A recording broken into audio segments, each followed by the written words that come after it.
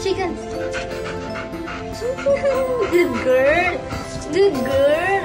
Yung banding po namin ni Yuna sa tuwing lumalabas po ako ng bahay, so nilalaro ko po siya lagi kapag nasa labas kami. Minsan, nag-walk kami sa labas, binibigyan ko po siya ng pagkain, sa tinapay kasi favorite niya po yung tinapay. Papagamot ka na naman? Pagamot ka?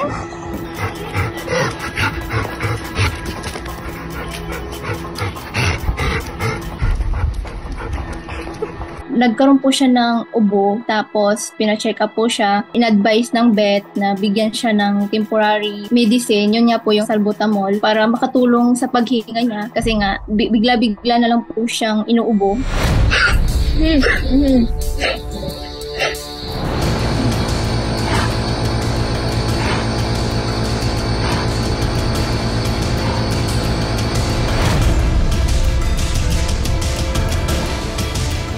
Nagsimula yung ubo ni Yuna September 20. Mga halos 1 week po yung gamutan niya, pang nebulizer niya, 1 week.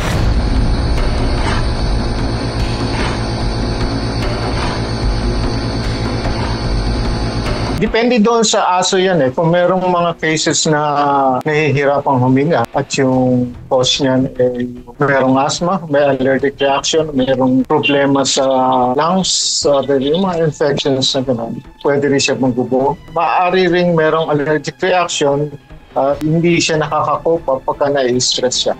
Papagamot ka na naman?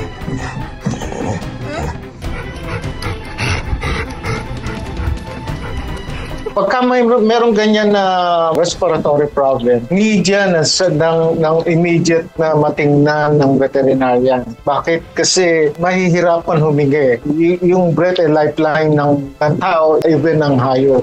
So kung mawala yung hininga niya, maaaring hindi maganda ang kakatungan niya. So immediately kailangan makita, matingnan, masuri at magawa ng laboratory examination para maging accurate yung diagnosis sa kanya.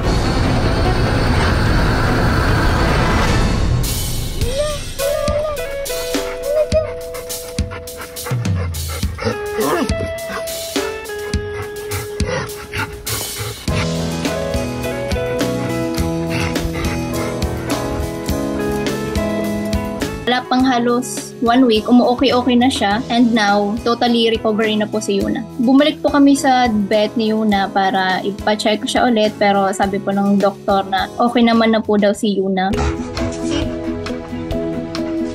Chicken. Chicken.